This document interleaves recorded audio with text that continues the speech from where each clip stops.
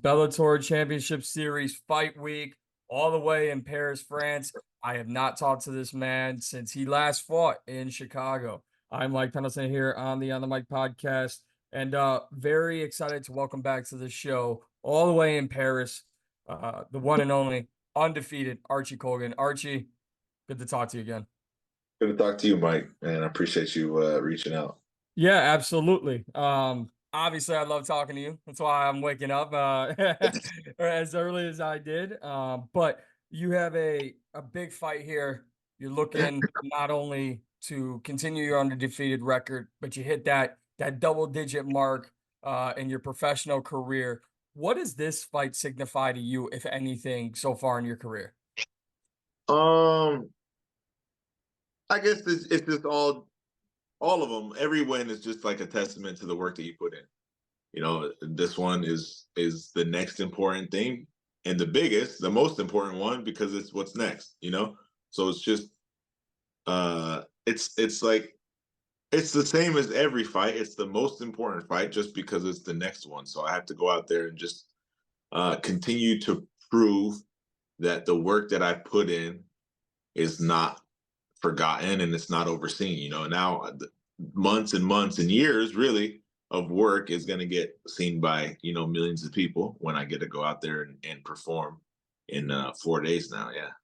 Yeah, absolutely. And obviously, you're at a point where every fight moving forward is the biggest fight for you. But I got to ask you this. I obviously, like I just mentioned, have not seen you in action since the last official Bellator show back in Chicago of last year. What has this time off really been like for you? It's been weird, right? Because I feel like I wasn't that long ago that I fought. And then I look at him like, dang, this is going to be 6 months. It's going to be like 6 months almost to the day that the last time I fought. That's a long time for me, at least. You know, some of these guys fight once, twice a year, anyways. But I've been fighting, you know, 3 times a year, 4 times a year consistently since I made my debut. So this has been a long time. It's been nice. You know, right before that, you know, I had my son. And he's about to turn 1 on Sunday. So, you know, it's like, you know, I got some downtime to just be dad, enjoyed the holidays with my family, got back to training, went down to Florida and got to train out there with Kamaru and pick his brain on some specific things that I wanted to work on and get better at. And then went back home, took those back to the lab, worked on those things. I got a lot of one-on-one time with Cosmo Alexander, and he helped me a lot with you know, some clinch stuff and knees and elbows and stuff. So a lot of growth, but yeah, just enjoying life too. You know, it wasn't like I went to Florida and it was just train, and had no fun. And I had a lot of fun. And in the meantime, I helped a lot of people with their camps, and now it's just my time to get back to my job and do what I do best. And the last time we saw you, business was a little bit different for you. Obviously, it was Bellator MMA. There was all the rumors. It was the worst kept secret in MMA. PFL was going to acquire Bellator. On the business side of things, how has the kind of transition with Bellator becoming Bellator Championship Series part of PFL? How's that been like for you? Has there been like you got involved, or you just let your team take care of everything? Yeah, I haven't gotten involved with any of that stuff. I let my team take care of it all. Um, it's been seamless for me, as far as I know. You know, the same people I'm pretty much reaching out to. Matchmakers for me, still Colgan. Still talking to Gloria. She's helping me through this stuff. So yeah, it's been pretty seamless. I did hear that Bert's not going to be out here this week, so that's kind of sad. I do miss Bert being out here for fight weeks. He just brings a different energy. But yeah, honestly, if you had never told me there was a cell and I showed up to fight week randomly like this, I wouldn't have known. It's pretty seamless. Yeah, I think any event, no matter what promotion, you need Burt Watson in there on fight week. I mean, Bert, that Bert's the man. just an all-time legend, a classic. And even if you're not able to put on the gloves like someone like myself, you want to hear Burt speak before a Yeah. big fight event. But so you're in Bellator, and obviously there's PFL. I'm not sure how your contract is situated, but is this, I mean, they have a lightweight tournament. Is this something where you're like, because we don't know the future of Bellator Championship Series, there's no rankings or anything like that. Are you looking to send a message like, yo, I can be in this tournament next year? Or is that something you'd even want to do? Well, as far as I know, I had the conversation with my management when the acquisition happened, and I was figuring out what I need to do, what I need, what can happen, and like what are the options. And I told him that my goal was to be Bellator champion. And is Bellator still going to be a thing? And he said, yeah, it's going to run separately for a little bit. And I said, okay, then I want to be Bellator champion. So I haven't um, paid mind to being like, I'm only going to win this fight real quick, and then hopefully they'll throw me as the last minute guy in the championship. No, I want to go into Bellator belt. That's what my mind and my focus is on. But then anything after that, we'll figure out. What is it that has you in that mindset? Is it just having been a part of the promotion? What is it because you've been there? What is it that makes you want to be the Bellator champion specifically? I signed with the promotion, and my goal when I signed with the promotion was to be a Bellator champion, and that is still on the table. So I'm not. I've worked hard. I've had 6 wins under the organization, and I want to. If as long as that's an option on the table, then yeah, I want to claim that belt because it's going to look good, regardless of that. If I claim that belt, not if, but when I claim that belt, um, it's just going to fit right to claim another belt to say that you're a multi-organization, multi-champion. It's going to be the best on the resume. I love it, man. I love it. I'm fired up. Obviously, we're here Yeah. in that mindset. But let me go all the way back to early this year in February when we had the champions crossover event.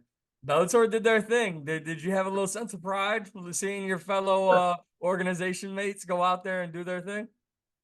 Yeah, for sure. There's definitely a little bit of sense of pride to it, but I think that the fans don't know the difference between a lot of these guys think like, UFC guys are a different caliber altogether than other promotions, PFL, Bellator, One. But when you ask an actual fighter from the UFC outside of media, they know the truth.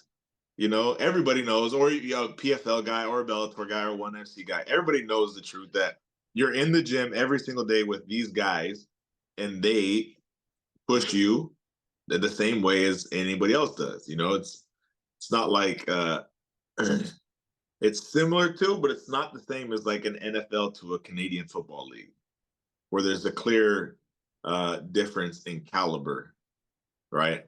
It's Right. it's it's not that same gap. So yeah, No, I hear you. I hear you. And it kind of it shows the simple mindedness of people when they say, "Oh, well, he's in this organization." Like the UFC is not the end all be all. Now, credit where credit is due. But with that being said, I know you said it's been seamless for you as a transition over with the purchase and all that. yeah, But one thing I think we do know is that in Bellator and really the PFL as well, it's a little bit more magnified now. They just allow you to just come in, be the fighter, they'll take care of the rest. Whereas in the UFC, you got to build like a brand, you got to build a character. How nice is it to be like, I'm just gonna go in, show up, do my thing, and they'll take care of the rest. yeah, it's nice. I still think you should probably do a little bit of that side to capitalize the most out of yourself. You should still play a little bit of a character. I'm trying to learn that side a little bit and play it, but it's just not organic to me, I would say. Um, but yeah, it's nice to just show up, do what I'm supposed to do what I'm trained to do, and then just leave pocket full of cash and go home. But it's also going to be nice because you train yourself a little bit to build the persona up to become in not a full on character, but just a personality, and then that'll be also something that you're trained to do. And then when it's time to be that person, you can be that person.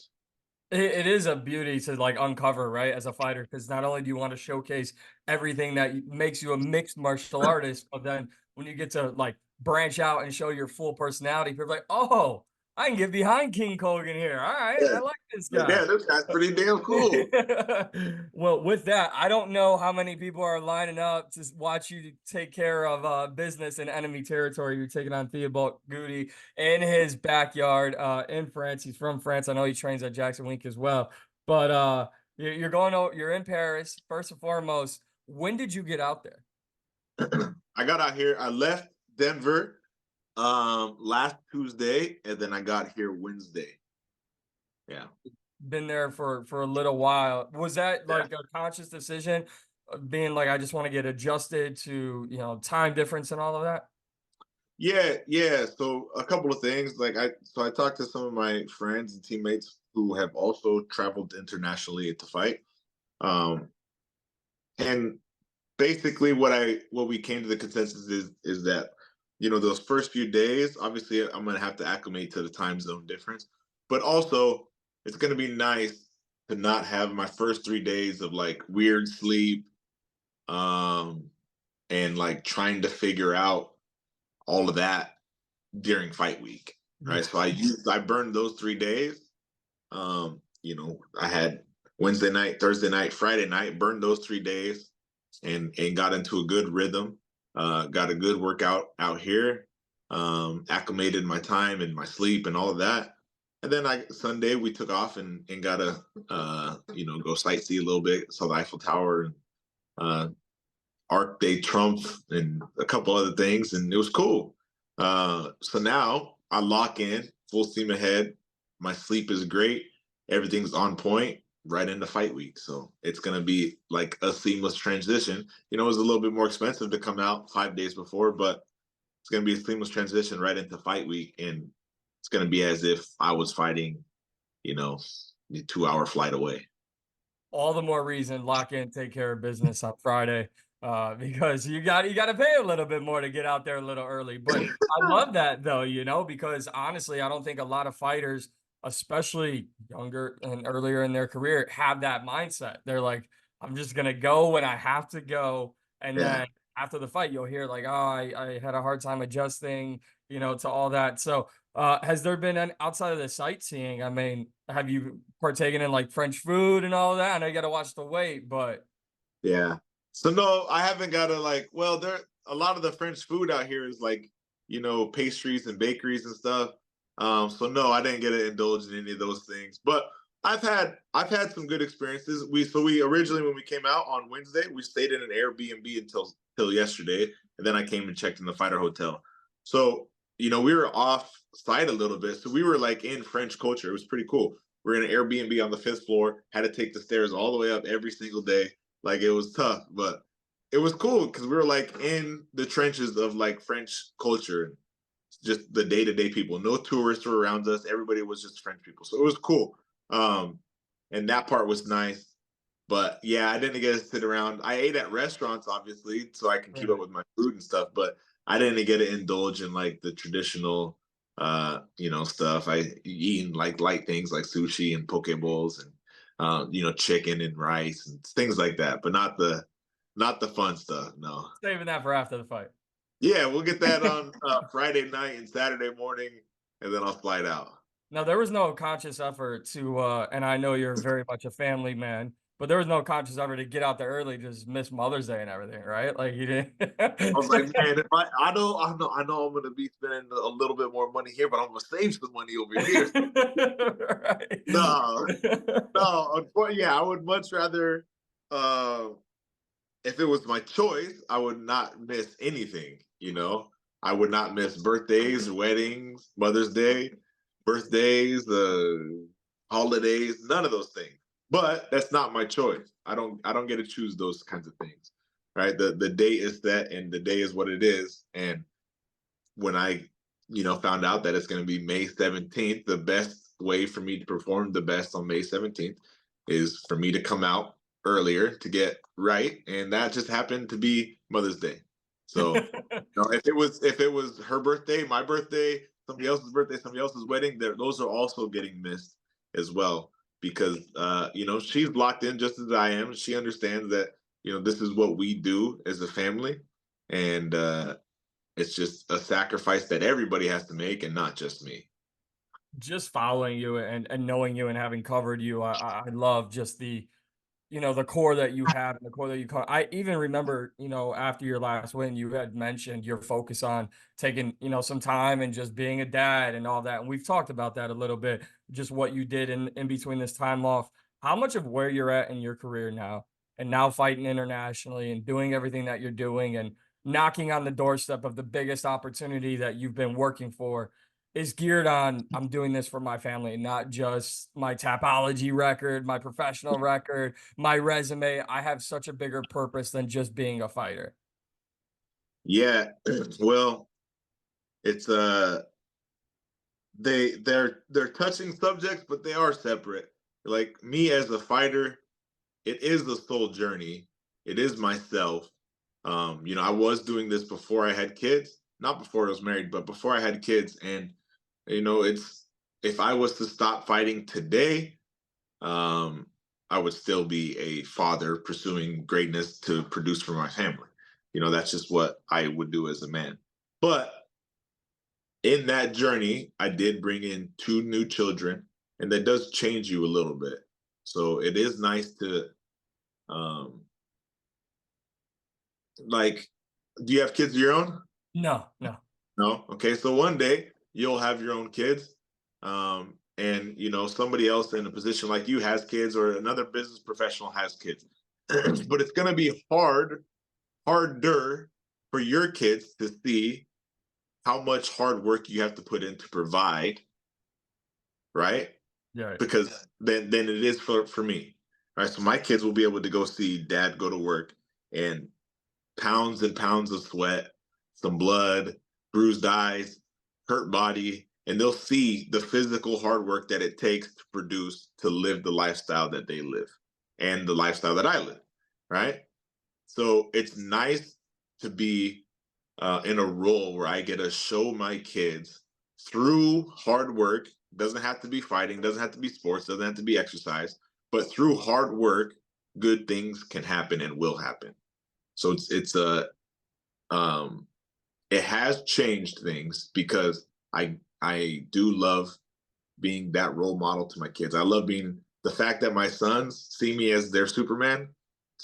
That's the next feeling. That's something that can never be replaced. My sons literally look at me like I'm the greatest thing ever. And that feeling into your heart, um, man, how can you bet against yourself when you have children like that who believe everything in you? That's beautiful, man. And props to you. I told you that, last time you fought, in person. One other thing I told you is that I think I'm done asking you about pressure because I don't think you feel it, right? I don't think you let it affect you. So going, to France, taking on a fellow, their countrymen, what's that like going into enemy territory, knowing like, the crowd's probably gonna be against me to start. I'm gonna have some fans at the end. I'm gonna win them over. They're gonna like me. But no, that's what I wanted.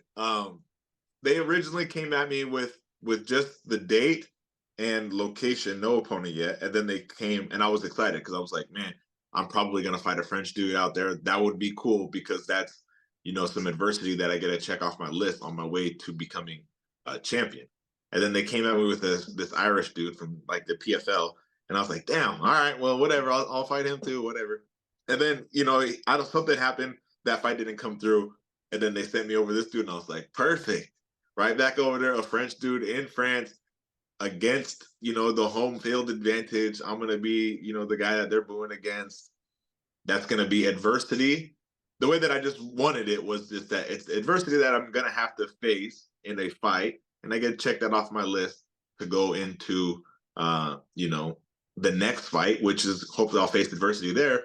So I'll just be super prepared when the time comes to be fighting for that belt, and I'll just be stone cold at that point. I had seen a lot of things, so I'm just prepared for that moment. What should fans expect from you in this fight? Whether they're against you or for you, obviously, like you said, you're gonna have some adversity and Yeah. going enemy territory, but what should fans expect from you? Um, Smart, composed, explosive athlete was ready to perform. Expect it. You'll see it. I cannot wait. And I've got to ask, you mentioned him earlier. We all know you're good training partner of Justin Gaethje's. You spend a lot of time with Kamaru Usman. At this point in your career, those training sessions just have a little more meaningfulness to them. Not to say that they didn't before, but as because you're continuing to climb the ladder, what is it like for you, and not just them two, but all of your teammates, to share the room with those guys, knowing like they're helping on your way to that next level at this stage in your career? Um, yeah, it's like it's like God sent. You know, some of these things just happen the way they do. You can't explain it unless the only way to me to explain it is just God aligning things in life. You know, there's no other reason really that I was aligned with, and the successes made so much sense with the people that I've crossed paths with. So it's a testament to obviously the iron sharpens iron, you know, and that kind of mentality. But the truth is just that I think God figured that out and put us all together, and I was meant to be put into that position underneath those guys, because you know I'm just the next one in line after them. So In the time that you were in Florida, not maybe specifically skill wise, but was there anything big that you took away in your time with Kamaru? What, not saying like something skillful or technically, but was there one big thing you took away from your time with Kamaru when you were down in Florida? well, there's a lot of things that I took away from him for sure. Obviously the skill things, but yeah, I mean he has a good work life balance. He enjoys his time with his daughter. He gets out, and just enjoys his family time, enjoys his people. He likes to have people over and you know, entertain and host them. Um, yeah, I mean, more. I was already doing it, but more so just, you know, when it's time to turn it off, so you can enjoy the other aspects and things of life. And when it's time to turn it on, we're full turned on. You know, all the other things are shut off at that point. All the other drama and all that stuff just shuts off. It's time to work. Well, Archie Colgan goes down this Friday because it is fight week, 11 a.m. Eastern, 10 a.m. Central, obviously local time later there from the Accor Arena in Paris, France. And I say this full transparency with all due respect to every other fighter I've ever interviewed. There's not many I'd be excited to talk to at the wee hours of the morning here in the States. But man, I appreciate you making the time. You've always been gracious to me with your time, and I can't wait to see you back in there. Fans can watch it on Max streaming service here in the States. I cannot wait to see you in enemy territory, chasing the next level in this stage in your career. So thank you very much. Yeah, yeah. Thank you, Mike. I appreciate you staying up, or Yeah, waking back up. I woke up. I tried staying up. But with it being Sunday, I was like, I'm gonna go to sleep and then I'll wake up. So Man. thankfully, my bed gotta wake up early. So hopefully, I'm not her early alarm clock. But no, it's all good. It's all good. All right, man. Well, I appreciate you. Thank you.